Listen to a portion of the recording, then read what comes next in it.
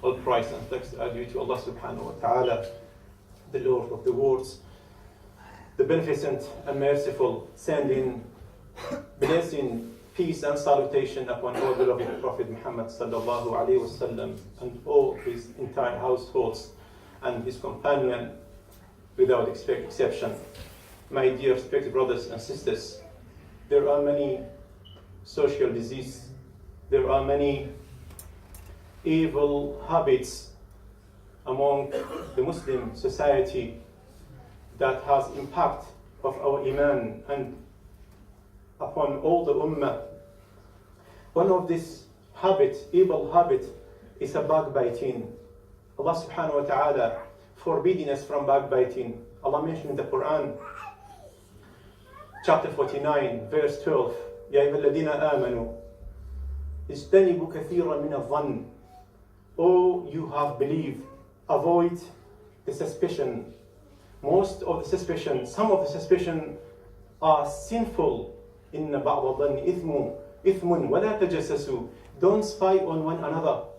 ولا يغتب بعضكم بعضا. And don't backbite one another.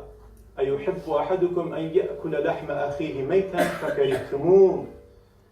If any one of you like to eat the flesh of his dead brother, فكرهتموه. Detested, to be detested. So Allah subhanahu wa ta'ala forbidding us to talk badly about our brothers. And the backbiting, some of the scholars said backbiting it's not considered from the minor sins, but they are in the major sins, because all the sins are between you and Allah subhanahu wa ta'ala. If you ask forgiveness from Allah subhanahu wa ta'ala, Allah subhanahu wa ta'ala will forgive you, because no one else involved in this sin. But when you backbite someone, this is haqqun nas, this is a right of others. So you have to see the person that you backbited him and you ask him forgiveness. If not, then Allah subhanahu wa ta'ala will postpone it to the judgment day, and he will take from your good deeds and he will put it in his good deeds in the judgment day. What's the ghiba, brothers? What's the backbiting? Prophet Muhammad said, do you know what's the backbiting? And they said, Allah and his messenger know. He said the backbiting is to mention your brother, and he dislike it. Abu Zar radiallahu anhu said, is the thing that we talk about is in him, it exists in him, it's still backbiting? He said, if you think about the thing that is in him, it's a backbiting. If not, it's a slandering, it's a fabrication, it's a buhtan. Backbiting with the action. When Aisha radiallahu anha told the Prophet Muhammad sallallahu alaihi wasallam, "Hasbuka min Safiya kada wa kada." That's enough for you. That Hafsa is like so and so. She was indicating by her hand that she is short. And he said, "Ya Aisha, wallahi, you said a word. If you mix it with the water of the sea, it will change the taste of it." Subhanallah, by just one word. So don't think that the backbiting is just with the tongue. Sometimes we pointing to someone, we indicating to something, and still consider it as a ghiba, as a backbiting. You have to be careful. You have to pay attention, brothers, to our deeds. Wallahi, all of us involved in the ghiba every day. There are no meeting, no majlis, no house, no place with no backbiting. Someone said, I saw someone swearing you, and he said, "Marhaban, welcome to this action, welcome to this good deeds, welcome to this good deed that I haven't performed, that I haven't done it without any proudness, without any riya, without any hypocrisy, without any effort." So all this backbite that you done, the person that you backbited him, your good deeds will go to his scale in the judgment day, and you lost your good deeds.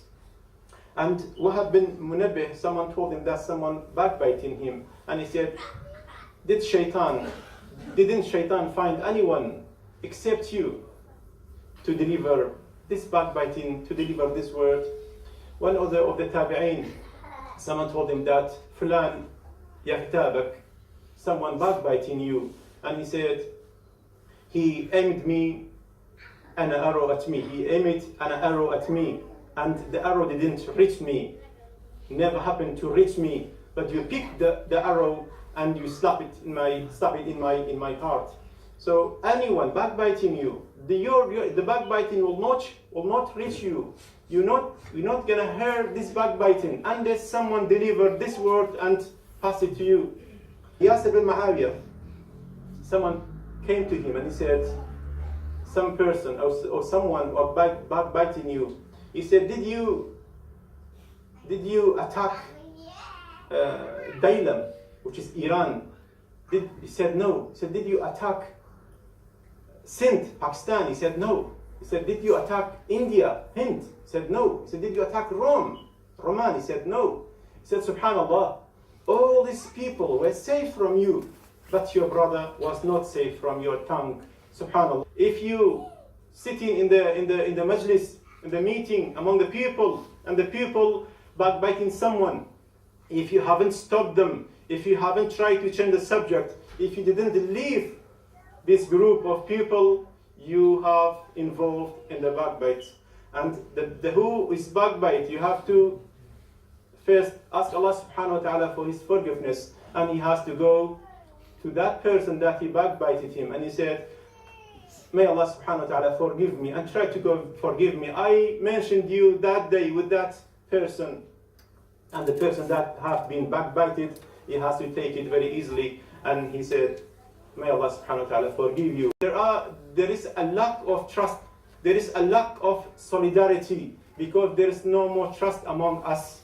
May Allah subhanahu wa ta'ala forgive us. May Allah subhanahu wa ta'ala give us guidance and help us to avoid all this evil habit. اللهم احفظ ألسنتنا عن الغيبة والنميمة. اللهم احفظ ألسنتنا عن الغيبة والنميمة وقول ما لا يرضيك. اللهم اغفر لنا يا أرحم الراحمين. اللهم ارزقنا قلبا خاشعا. اللهم ارزقنا قلبا خاشعا ولسانا ذاكرا وعملا متقبلا. اللهم استرنا فوق الأرض وتحت الأرض ويوم الأرض عليك يا رب العالمين.